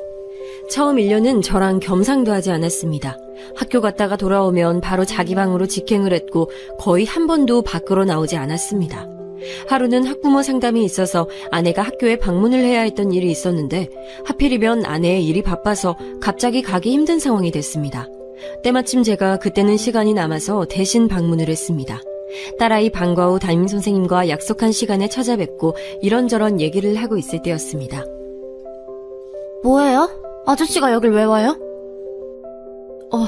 민정아, 웬일로 이 시간까지 집에 안 가고 있었구나. 어머니가 바쁘시다고 해서 아버님이 이렇게 대신 오셨어. 선생님, 이 아저씨 제 아빠 아니에요. 아저씨 얼른 일어나세요. 얼른요. 민정아, 아무리 그래도 아버지께 이게 무슨 무례야. 아빠 아니라니까요. 짜증나 진짜.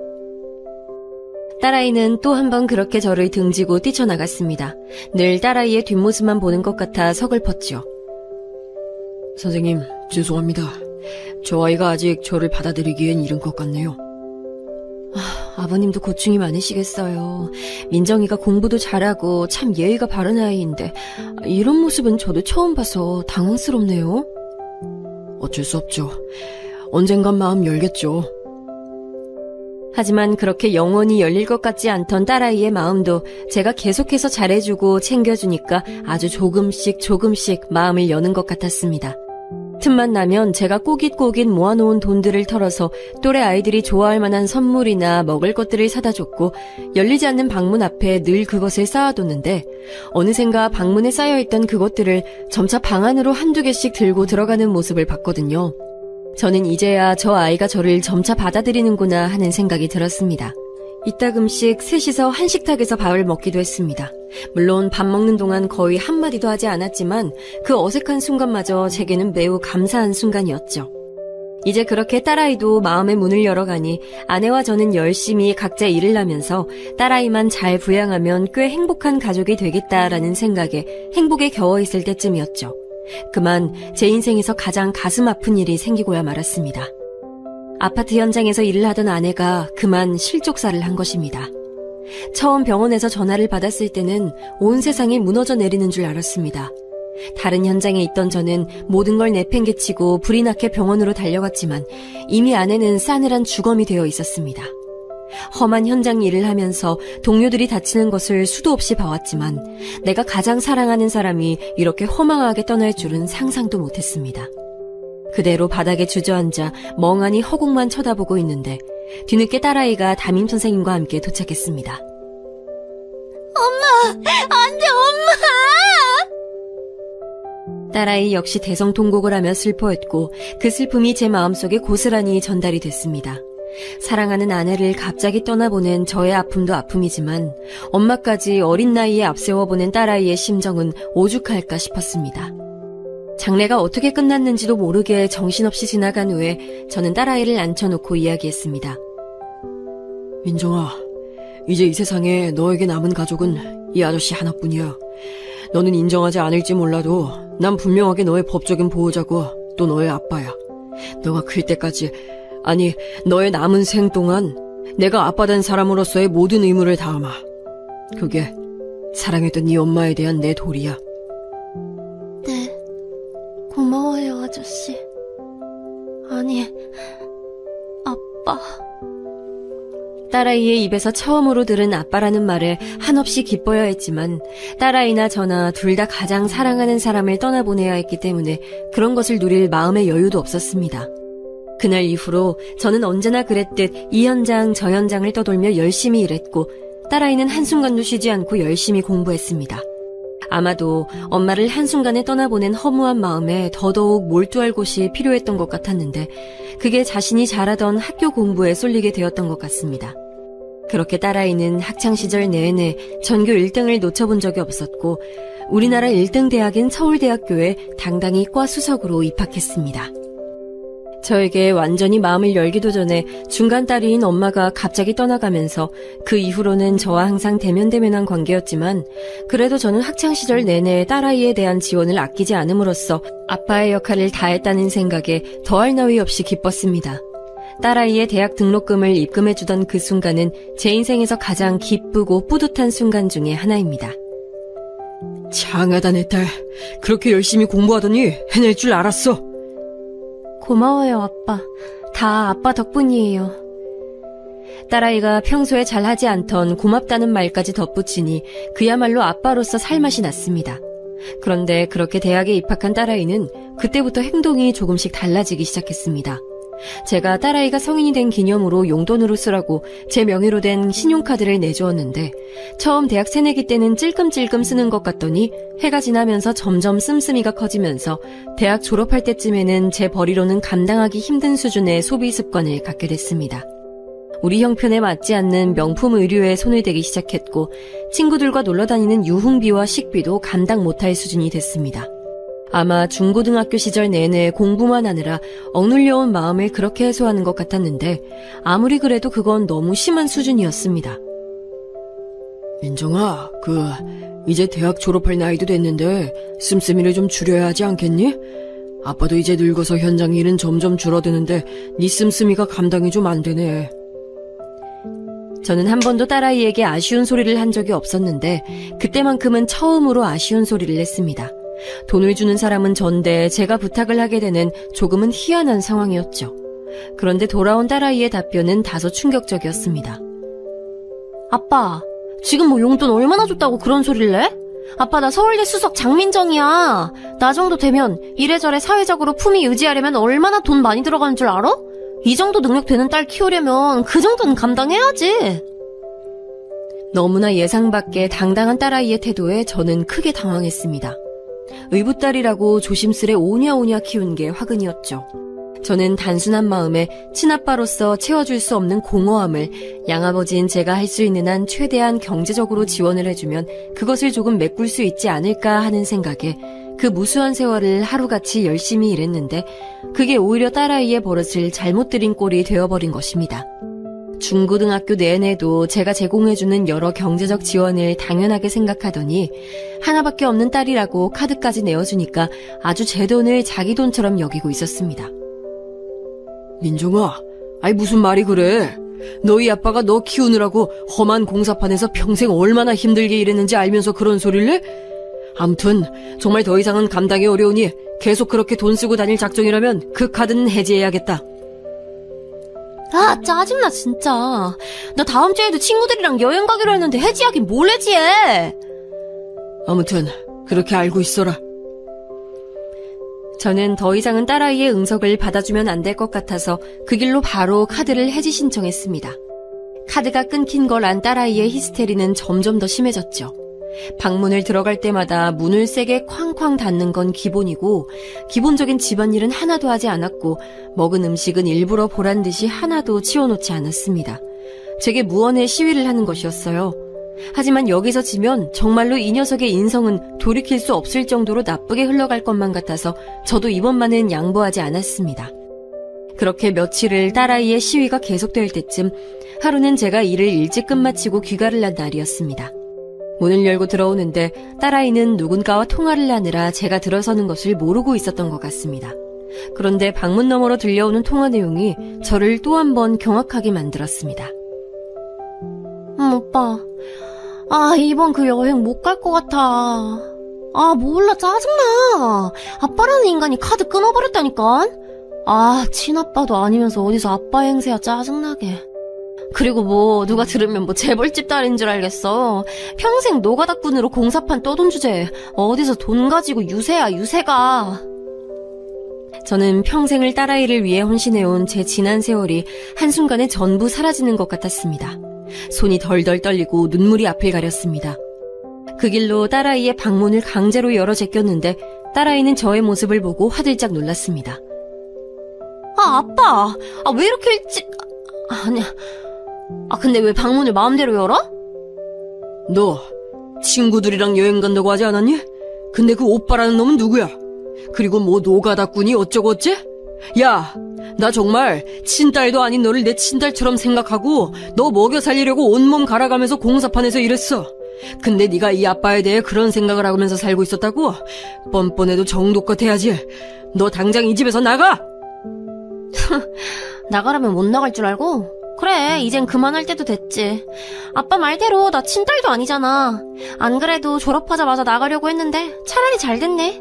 잘 계십시오, 홍만식 씨. 봐봐, 이렇게 성부터가 다른데 딸은 무슨 딸. 나 장민정은 이만 갑니다. 딸아이는 그렇게 뻔뻔하게 자신의 잘못을 사과하긴커녕 오히려 당당하게 짐을 챙겨 집을 뛰쳐나갔습니다. 벌써 몇 번째 저를 뒤로하고 뛰쳐나가는 모습을 보는 건지 이제는 익숙해질 때도 됐는데 도무지 익숙해지지 않는 고통이었습니다. 딸아이가 뛰쳐나간 빈집에서 저는 오랫동안 하염없이 울었습니다. 그날따라 사랑하는 아내가 사무치게 보고 싶었습니다.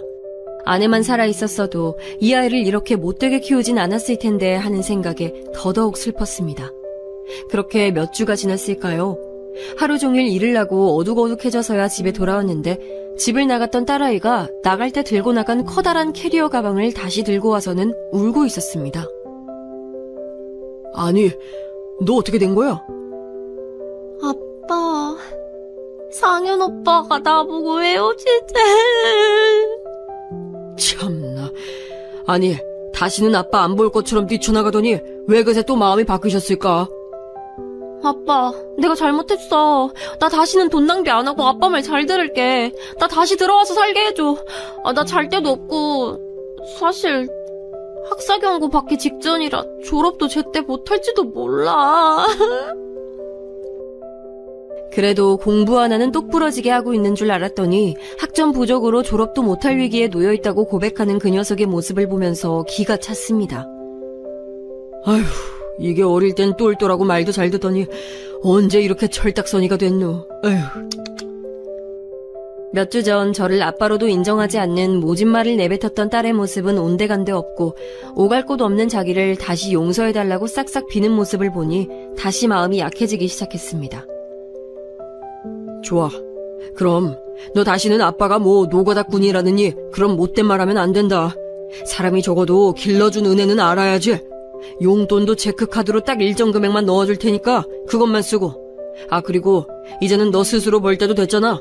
언제까지 아빠한테 의지할 거야? 알겠어. 아빠, 나 졸업만 무사히 하면 바로 돈 벌게. 고마워, 아빠. 저는 자기가 필요해지니까 그제야 아빠 취급을 해주는 딸아이의 모습을 보면서 화도 많이 났지만 사랑하는 아내를 생각하며 꾹 참았습니다. 아직도 사랑하는 그 사람이 저 멀리 하늘에서 지켜보고 있는 것만 같은 느낌이 드는데 그런 사람의 딸아이를 제게 모진 말 한 번 했다고 쳐낼 수는 없는 노릇이었죠. 딸아이는 어찌어찌 겨우 졸업을 했고 졸업하자마자 돈벌이를 할 것이라는 약속과 달리 그대로 집안에 눌러앉아 1년이 넘게 백수 생활을 시작했습니다. 그때 당시 한창 사회적으로 이슈가 되었던 단어 중에 니트족이라는 단어가 있었는데 대학을 졸업하고도 취업에 의지가 없이 제 딸처럼 집안에 눌러앉아 부모가 제공해주는 경제력으로 무의도식하는 사람들을 일컫는 말이었습니다. 그런데 그 니트족의 대표주자가 제 딸이 될 줄 누가 알았겠습니까? 처음엔 눈물 쏙 빼게 혼내킬까 생각이 들다가도 어린 시절 친부모 둘 다 먼저 떠나보내고 양아버지 밑에서 쓸쓸하게 자랐으니 대학 가서 고삐 풀린 망아지처럼 놀러다닌 것도 대학을 졸업하고 저렇게 무의도식하는 것도 일면 이해가 되어 그냥 꾹꾹 눌러 참았죠. 하지만 어느새 그렇게 1년이 훌쩍 넘게 집에서 백수 생활을 하는 모습을 보고 있자니 도무지 이대로는 안 되겠다 싶어 앉혀놓고 이야기를 했습니다. 민정아, 내 말 좀 들어봐. 너 언제까지 이렇게 무의도식하면서 살 거냐? 얼른 나가서 알바라도 하던지 공부라도 하던지 해야지. 몰라. 자꾸 귀찮게 좀 하지 마. 때 되면 알아서 할 거니까. 이 녀석아, 아빠가 다 네 걱정해서 하는 소리 아니야. 방구석에만 있으면 점점 더 가라앉고 아무것도 안 하게 되니까 뭘 하든 밖에 좀 나가란 얘기잖아. 아니면 뭐 대학원이라도 갈래? 아빠가 학비 대줄 테니까 그것도 한번 생각해봐. 대학원은 무슨 놈의 대학원이야. 공부라면 이제 지긋지긋해. 제발 좀 귀찮게 좀 하지 말라니까. 너 정말 너 이러고 있는 거 하늘에 있는 엄마가 알면 얼마나 가슴이 찢어지겠니? 엄마 살아있을 땐 모든 악착같이 해내던 우리 딸이 이렇게 게으르게 늘어져 있는 모습 보면 얼마나 속상하겠냔 말이야. 왜 엄마 얘기를 해? 나라고 뭐 그 생각 안 해본 줄 알아? 아빠보다도 내가 더 엄마 생각 많이 하니까 다시는 내 앞에서 엄마 얘기 꺼내지 마. 딸아이는 다시금 방으로 들어가 방문을 쾅 닫고 며칠을 나오지 않았습니다. 그렇게 큰맘 먹고 진중하게 한 얘기가 다 소용없다고 느꼈을 즈음이었는데 몇 주가 지나고 딸아이는 조금씩 방문 밖으로 나오기 시작했습니다. 옷을 제대로 차려입고 조금씩 밖에 나가기 시작하더니 어떤 날은 정장을 입고 외출을 하기도 했습니다. 아마도 취업 준비를 하는 것 같았습니다. 민정아, 요새 네가 밖에 자주 나가니까 아빠가 아주 마음이 즐겁네. 혹시 취업 준비라도 하는 거야? 아빠 위해서 하는 거 아니야. 나도 하늘에 있는 엄마 생각해서 더 이상 놀면 안 될 것 같아서 준비하는 거니까 제발 잔소리 좀 그만해. 아이고, 알았어. 이번엔 딱히 잔소리도 안 했는데 그러는구나. 아무튼 뭐가 됐든지 열심히 해보거라. 엄마에 대한 언급을 한 것이 그 녀석의 마음을 움직인 건지 딸아이는 예전에 전교 1등을 놓치지 않고 열심히 공부했던 때로 돌아가 정말 열심히 취업 준비를 했습니다. 그리고 몇 달이 지나지 않아 이름만 대면 알만한 대형 건설사에 당당히 합격을 했습니다. 축하한다, 우리 딸. 거봐, 하니까 다 되잖아. 이제 이 아빠도 한시름 놨다. 그럼 내가 어릴 적부터 엄마 머리 닮아서 맘만 먹으면 못하는 게 없었지. 응? 아니 뭐 그렇다고 아빠 도움 안 받았다는 얘기 아니고. 암튼 나 이제 대기업에 떳떳하게 취업했으니까 지긋지긋한 잔소리 이제 그만해. 알았지? 딸아이가 사회인으로서 성공적인 첫걸음을 내딛는 그 순간에도 오랫동안 길러준 저보다 엄마를 먼저 언급하는 모습을 보면서 내심 섭섭했지만 어찌 보면 친핏줄이 먼저 떠오르는 것도 당연하다는 생각이 들었습니다. 그도 그럴 것이 딸아이의 취업을 그 누구보다도 기뻐할 사람은 저 세상에서 우리를 지켜보고 있을 아내였을 테니까요. 그렇게 조금은 늦은 나이에 사회초년생이 된 딸은 한 번 출근을 하면 밤늦게까지 거의 들어오지 않았습니다. 야근이 많은가 보다 하고 대수롭지 않게 넘겼지만 어느샌가 점점 더 꾸미고 외출을 하기 시작했습니다. 그 아이가 대학 시절 제가 어렵게 모은 돈을 펑펑 쓸 때 사뒀던 명품 옷가지들도 다시금 꺼내 입기 시작했습니다. 저는 내심 아이고 이 녀석 취직하더니 남자친구 생겼구나 하는 생각이 들어 기쁜 마음이 들었습니다. 하루는 시내에 있는 공사 현장에서 일을 마치고 퇴근하는데 딸아이가 멋들어진 고급 레스토랑에서 나오는 걸 봤습니다. 그리고 그 아이 옆에 함께 서 있는 훤칠하게 잘생긴 남자도 보게 됐죠. 저는 반가운 마음에 딸아이에게 다가가서 인사를 하려는 찰나 딸아이는 제가 오는 걸 발견하더니 인사도 하기 전에 옆에 선 남자에게 다급히 말했습니다. 오빠, 나 안에 뭐 두고 왔어. 같이 들어가자 얼른. 응? 나 여기 있을 테니까 갔다 와. 같이 가 오빠. 얼른. 딸아이는 옆에 선 그 남자가 저의 존재를 인식하기 전에 재빨리 식당 안으로 끌고 들어갔습니다. 저는 그때까지만 해도 남자친구를 이 아빠에게 보여주기가 창피해서 그러는구나 하는 생각에 피식 웃음을 지으며 가볍게 지나갔지요. 그런데 그러고선 얼마 지나지 않아 딸아이는 갑작스럽게 결혼을 하겠다고 했습니다. 결혼이라고? 갑작스럽게 무슨 결혼? 아니, 아빠야 좋긴 하지만 어떤 사람인지 한 번을 안 보여주고 이렇게 갑자기 통보만 해도 되는 거야? 요즘 세상에 고리타분한 소리 하기는. 암튼 그런 줄 알아. 딸아이의 결혼 소식에 기뻐해야 마땅한 일인데 무언가 제게 숨겨왔던 사실을 말하는 것처럼 뭔가 꺼림칙했습니다. 남편 될 사람은 뭐 하는 사람인데? 그게 아마 아빠가 들으면 깜짝 놀랄걸? 딸아이가 결혼할 사람은 다름 아닌 그 회사 창업주의 일가였습니다. 사위될 사람은 그 그룹의 계열사인 딸아이가 다니는 건설사 임원이었습니다. 나이대는 딸아이와 비슷했지만 오너 일가였기 때문에 임원으로 자리하고 있었죠. 듣기론 이미 한 번 결혼을 했다가 이혼했다고 했습니다. 딸아이도 재혼 가정에서 자란 것이기에 큰 문제가 될 건 없다고 생각했지만 아무리 그래도 이름만 대면 알만한 대형 건설사의 오너 집안에 며느리로 들어간다고 하니 내심 걱정이 되기도 했습니다. 사돈될 사람이 평생을 미장공으로 살아온 사람이라고 하면 왠지 딸아이에게 누가 될 것만 같았습니다. 젊었을 적 장가도 못 가고 노총각으로 늙어가고 있을 때쯤 가졌던 자격지심이 아주 오랜만에 스멀스멀 올라왔죠. 딸아이의 결혼 소식에 기뻐하진 못하고 이러고 있는 자신이 바보 같기만 했죠. 그런데 저의 그 아픈 구석을 찌르기라도 하듯 딸아이는 충격적인 말을 했습니다. 근데 아빠, 그쪽 집안에서는 내가 3.1기업 소녀딸인 줄 알아. 마침 내 성씨가 그쪽 집안이랑 똑같잖아. 처음엔 작은 거짓말로 시작한 게 감당할 수 없게 커져버렸네. 뭐라고? 너 지금 그게 무슨 소리야? 남편 될 사람한테 거짓말을 했다는 거야? 응. 나 솔직히 그 사람 속였고 아빠 어떤 사람인지 말하지도 않았어. 아빠, 나 이 결혼 꼭 해야 돼. 내가 죽자 살자 대기업에 취직한 이유도 다 시집 잘 가려고 계획한 일이야. 나도 한 번쯤은 화려한 집안의 일원이 되는 인생 살아보고 싶었거든. 근데 우리 집이 빽이 있어 뭐가 있어. 그렇다고 내가 연예인처럼 이쁘기를 해? 그러니까 나 이해해줄 수 있지? 그러니까 그게 무슨 말이냐면 아빠는 결혼식에 오면 안 된다는 얘기야.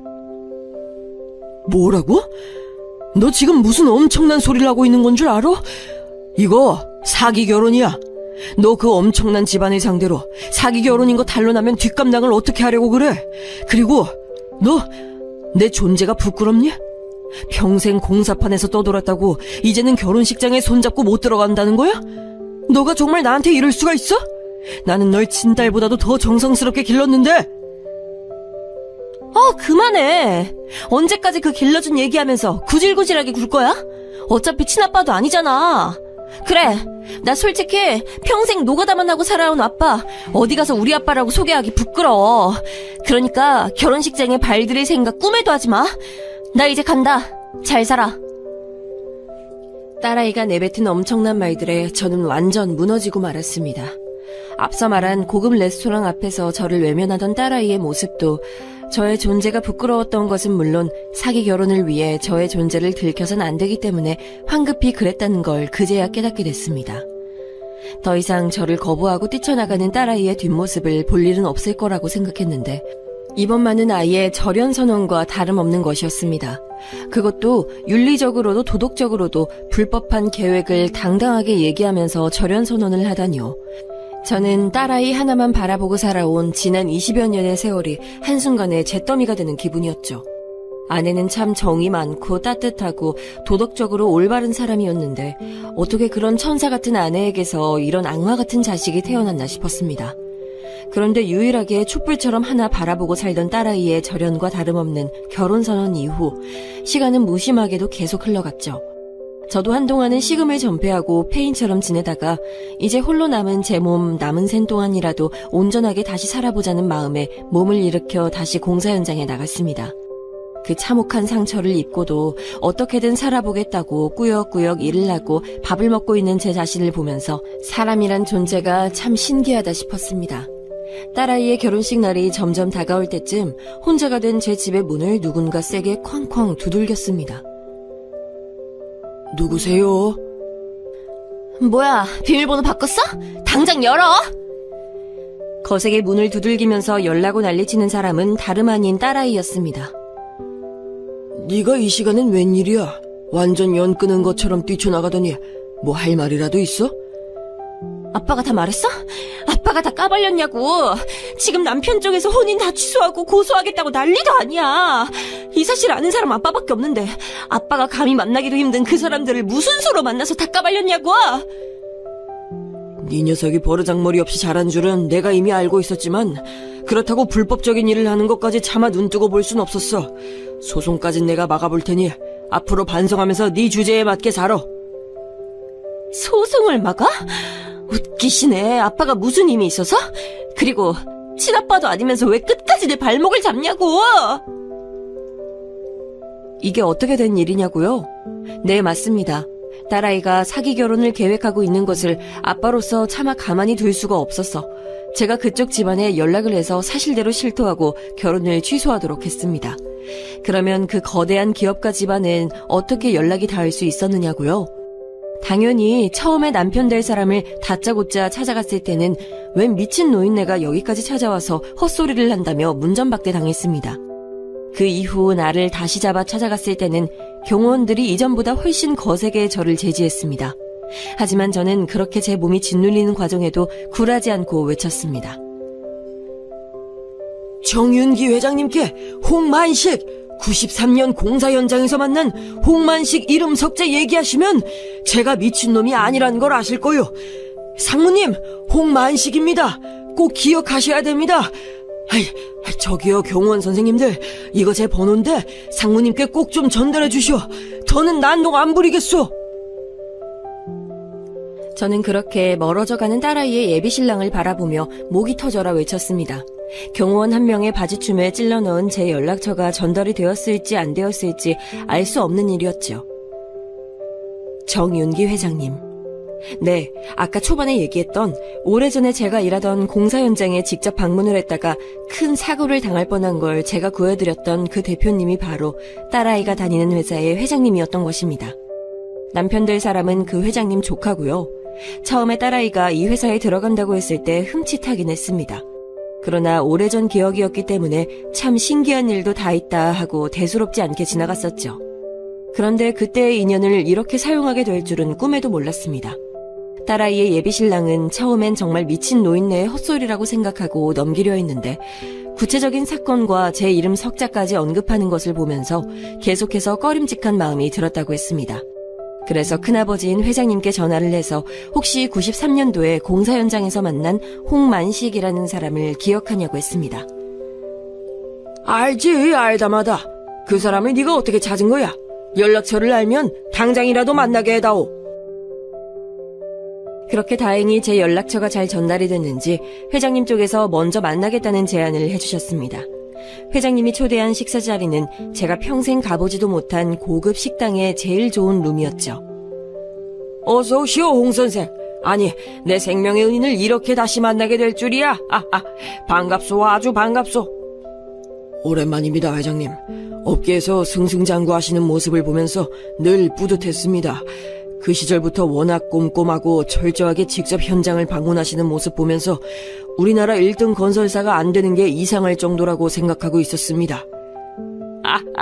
홍 선생, 그때 잠깐 뵌 인연인데 이렇게까지 좋게 생각해주고 있었다니 정말 고맙소. 아니 근데 이 민수 이 녀석이 하는 얘기가 무슨 얘기입니까? 하도 해괴망측한 얘기라 처음엔 홍 선생이 무슨 다른 마음을 품고 접근하는 게 아닌가 싶어서 수상했는데 사실 딴맘 먹고 접근했으면 벌써 예저녁에 우리 쪽에 접근을 했을 텐데 이제 와서 그러는 게 아무래도 마음에 걸려 내 선생을 직접 뵙자고 했소. 회장님, 다 딸년 잘못 키운 제 불찰입니다. 다 제 잘못입니다. 왜 이러시오, 홍 선생? 자초지종을 말해보시오. 저는 회장님과 딸아이의 예비신랑 앞에서 지나온 저의 인생과 어떻게 해서 딸아이를 도맡아 기르게 됐는지, 그리고 철없는 딸아이가 저지르려고 하는 만행이 무엇인지 상세하게 다 털어놨습니다. 회장님과 예비신랑은 놀랍고 착잡한 마음에 충격을 금할 수 없어 보였습니다. 그런 일이 있었군요. 우리 같은 사람들한텐 하도 미치는 사람들이 많이 접근을 하기에 이번에도 그런 것이겠거니 했는데 홍 선생의 말이라고 하니 내 그냥 넘어갈 수가 없겠군요. 이 일은 우리가 알아서 잘 처리하겠소. 고맙소, 홍 선생. 하마터면 우리 조카 앞길을 망칠 뻔했습니다. 2번 신세를 지는군요. 아닙니다, 회장님. 이번 일은 신세라고 하기엔 너무 민망합니다. 그저 양아버지로서 딸아이의 잘못된 일을 바로잡고자 했을 뿐입니다. 마지막으로 한 가지 부탁이 있습니다, 회장님. 뭔지 말해보시오. 이런 일이 발생을 했으니 당연히 딸이 저지른 일에 대해 법적인 조치를 취하시는 게 맞겠죠. 그런데 혹시라도 자비를 한 번만 더 베풀어 주신다면 오래전에 제가 공사 현장에서 도움을 드린 대가로 딸아이에 대한 모든 법적 책임을 묻지 않아 주실 수 있겠습니까? 제가 이렇게 빕니다. 먼저 간 불쌍한 아내를 생각해서라도 한 번만 그렇게 해주십시오, 회장님, 상무님. 저는 딸아이는 죽도록 미웠지만 사랑하는 아내를 위해 마지막으로 손이 발이 되도록 빌며 그들에게 간구했습니다. 알겠소. 내 그 아이를 단단히 혼을 내는 의미에서 고소하겠다고 겁은 주겠지만 진짜로 고소는 하지 않을 테니 걱정하지 마시오. 감사합니다, 회장님. 감사합니다. 상무님께도 정말 죄송합니다. 부디 새로운 좋은 의견 만나시길 바라겠습니다. 그렇게 혼신의 힘을 다해 딸아이가 벌이는 사기 결혼 행각을 막아놨더니 적반하장으로 제게 달려와 저에게 난동을 피우고 있는 걸 보면서 제가 얼마나 어이가 없었겠습니까? 이제는 자식에 대한 회의감보다 인간 본성에 대한 회의감이 들기 시작했습니다. 너는 내가 평생 노가다꾼이라고 아빠로도 인정을 안 하고 무시하고 살아왔겠지만 열심히 살아온 내게도 그 정도 막을 힘은 이렇게 있다. 지금은 열받고 짜증나지? 억울해 죽겠지? 언젠간 이 아빠가 막은 네 철없는 짓에 감사하면서 살 날이 올 거야. 아, 몰라. 당신 내가 평생 저주할 거야. 지옥불에 떨어지길 매일같이 기도할 거라고. 그렇게 다시 한번 모진 말을 제게 내뱉고 뛰쳐나가는 딸아이의 뒷모습을 본 것이 제가 본 딸아이의 마지막 모습입니다. 듣기론 파혼 이후에 회사도 그만두고 어디선가 근근히 살아가고 있다는 소식만 들었었는데 그 이후로는 지금까지도 별다른 소식을 듣지 못했습니다. 회장님 일가는 약속대로 별다른 법적인 조치를 취하진 않으셨던 것 같습니다. 하지만 자기가 저지른 무시무시한 일이 회사 안에서 소문이 났는지 어쨌는지 아마도 그 회사에 계속 남아있을 순 없었겠죠.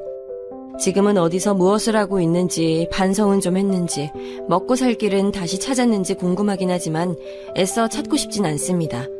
아내의 착한 본성을 닮은 모습이 그 아이 안에 남아있다면 반드시 반성하고 돌아올 거라고 믿고 있으니까요.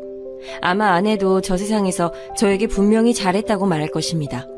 깊이를 알 수 없이 타락해가는 딸아이의 광기를 제가 막아줬으니까요. 그렇기에 딸아이의 결혼을 막은 일은 결코 후회하지 않습니다. 그 일이 있고 벌써 계절이 몇 번 바뀌어 어느새 새로운 봄날이 다가왔습니다. 새로운 봄의 시작과 함께 어쩌면 반성하고 다시 돌아올지도 모르는 딸아이의 연락을 기다려보면서 오늘도 공사 현장으로 나갑니다. 지난주엔 웬일로 젊은 친구 하나가 기술을 배워보고 싶다고 현장으로 찾아와서 약간은 설레는 마음입니다. 요즘 젊은 친구들은 다들 힘든 3D 업종은 기피한다고 들었고 현장에서 만나는 미장공들도 대부분 나이가 한참 있는 친구들이라 그 친구가 처음 저를 찾아왔을 때는 많이 놀라웠고 또한 반가웠습니다. 이 세상에 아무도 없는 혼자라고 생각했는데 제 남은 인생은 이 제자놈 하나 제대로 한번 키워보고 떠나는 것도 나쁘지 않을 것 같습니다. 문득 어렸던 저를 제자로 받아줬던 김씨 아저씨의 구수한 사투리가 그리워지네요. 제가 준비한 사연은 여기까지입니다. 시청자 여러분도 봄날의 좋은 인연들을 기대하면서 행복한 계절을 맞이하시기 바랍니다. 안녕히 계세요.